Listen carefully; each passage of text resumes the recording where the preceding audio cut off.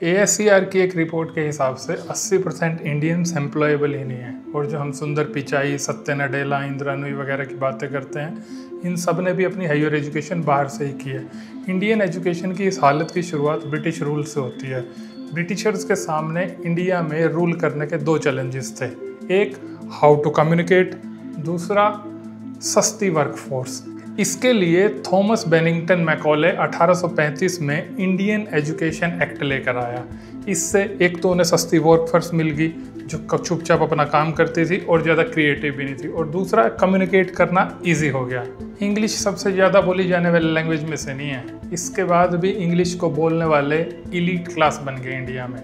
Russia, Germany, Japan, इन सभी countries में English को लेकर इतना पागलपन नहीं है जितना इंडिया में है। अगर किसी की इंग्लिश अच्छी नहीं है तो इंडिया में उसे सेकंड क्लास सिटीज़न मान लिया जाता है। 2 साल पुराना फ़ोन भी आउटडेटेड समझा जाता है, लेकिन हमारा एजुकेशन सिस्टम आज भी वही 200 साल पहले वाला ही चल रहा है। हमारे एजुकेशन सिस्टम में रटने की ट्रेनिंग दी जाती है। संस्कृत में 90% से ज़्यादा नंबर लाने वाला भी संस्कृत नहीं बोल पाता है। बेसिक हिस्ट्री पढ़ाने के बजाय हिस्ट्री की इतनी मोटी मोटी किताबें पकड़ा दी जाती है, और जबकि आज के टाइम में हिस्ट्री पढ़ाई जाने का कोई मतलब ही नहीं है। आप जब चाहें गूगल से कुछ भी पता कर सकते हैं in a fraction of second. India में हर क्लास में इंग्लिश या इंग्लिश में पढ़ाया जाने वाला कोई सब्जेक्ट है।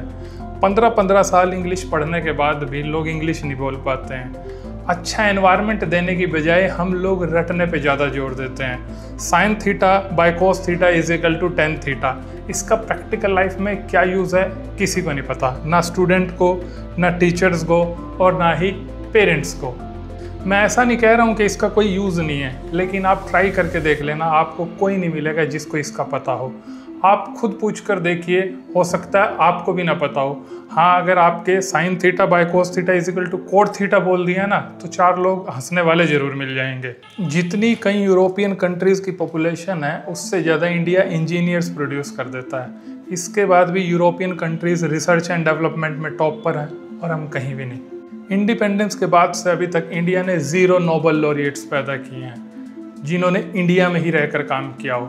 इंडिया और इजराइल लगभग एक ही टाइम पे इंडिपेंडेंट हुए। इजराइल अब तक 13 नोबेल लॉरिएट्स दुनिया को दे चुका है, और इजराइल की पॉपुलेशन सिर्फ 1 करोड़ है। प्राइमरी क्लासेस में जिस टेक्निक से पढ़ाई होती है वो कई गुना बेहतर है हमारी कॉलेज में रट्टा लगाने वाली टेक्निक से।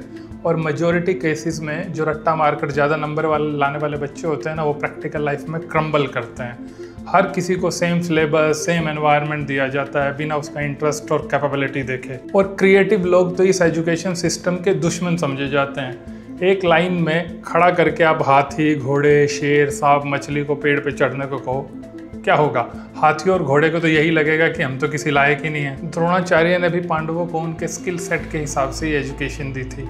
अगर वो भी भीम को धनुर्विद्या या नकुल को तलवारबाजी सिखाते तो पांडवों का हो जाता बेड़ा पार। हमारे एजुकेशन सिस्टम में ज़्यादा ऑप्शंस भी नहीं हैं। सबसे टॉप पर आते हैं साइंस वाले, फिर आते हैं कॉमर्स वाले, और फिर आते हैं आर्ट्स वाले।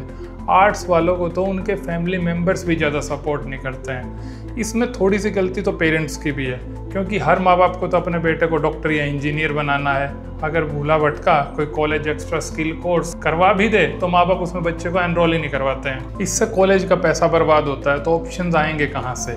माँ बाप, दादा दादी बस यही समझाते हैं कि अगर अच्छे नंबर नहीं आए या सरकारी नौकरी नहीं मिली तो लाइफ बेकार है, और इसी चक्कर में लोग अपनी क्रिएटिविटी को रखते हैं टांड पर और अच्छे नंबर और सरकारी नौकरी की दौड़ में लग जाते हैं। आप किसी भी सक्सेसफुल पर्सन के बारे में सोच के देखिए जिसे आप सक्सेसफुल मानते हो या जिसकी तरह आप अपनी लाइफ जीना चाहते हो। मैं चैलेंज के साथ कह सकता हूँ, वो करंट एजुकेशन सिस्टम की वजह से तो वहाँ नहीं पहुँचे होंगे जहाँ वो आज है।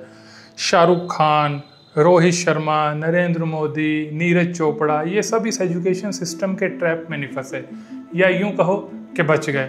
उन्होंने खुद ही अपनी क्रिएटिविटी को समझा, खुद सीखे, खुद आगे बढ़े। अगर आप मुकेश अंबानी को खुद उनकी ही कंपनी के सारे डिपार्टमेंट्स में इंटरव्यू देने को कहोगे तो कोई गारंटी नहीं है कि वो सारे डिपार्टमेंट्स के इंटरव्यू निकाल लेंगे।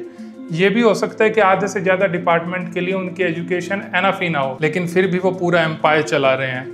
ये जो एक स्किल है, इसकी कोई बात नहीं करता। लोग अपनी लाइफ का 1/4 पार्ट इस एजुकेशन सिस्टम में खपा देते हैं ताकि अपने से कम पढ़े लिखे आदमी के लिए काम करके उसके सपने पूरे कर सकें। अगर इंडियन एजुकेशन सिस्टम इतना ही रॉबस्ट है तो जितने सेलिब्रिटीज़ हैं वो अपने बच्चों को फॉरेन कंट्रीज पढ़ने क्यों भेजते हैं, स्पेशली पॉलिटिशियन।